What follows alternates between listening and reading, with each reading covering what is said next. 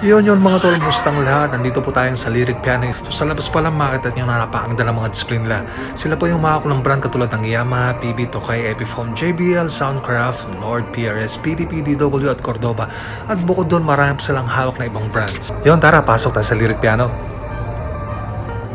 At ito na yung mga bass guitar ni Yamaha.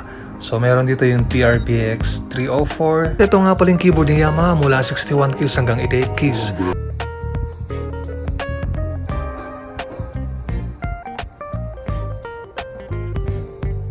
Meron din silang JBL at PB speakers, AKG na condenser microphone. Sa drums naman, ang hawak nilang brand ay Gretsch, PDP at Yamaha. At yun o, mga Yamaha acoustic guitar at classical. Nga pala bukod dun sa mga PB na sound mixer, sila din yung nagkikira ng Soundcraft at napakagandang brand yan.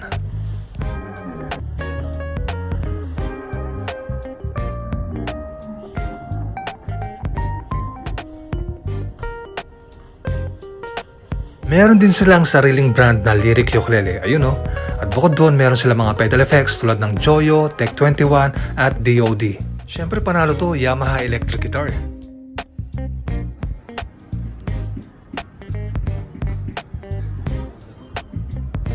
So sa mga bass amp, guitar amp, PB pa rin siyempre. At ito naman yung mga good quality ni AKG na headphones.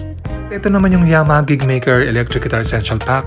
The best to para sa mga beginner. Bukod sa gitara, meron tong guitar amp, guitar pick, guitar cable at guitar tuner, as in tutugtugin mo na lang. Bago nga pala matapos tong video na to, meron akong nakita isang acoustic dito na gawa ni Yamaha. Ito yung FSTA or yung Trans Acoustic.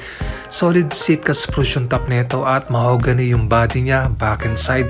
Kaya magbibigay talaga siya ng magandang tunog para sa soundboard ng isang gitara. At meron siyang effects. Ito yung reverb at chorus. At anong tunog nito?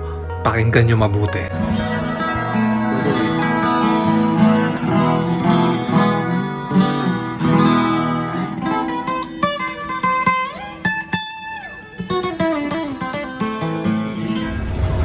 Mga tol, maraming salamat sa panonood. Hanggang dito na lang tayo.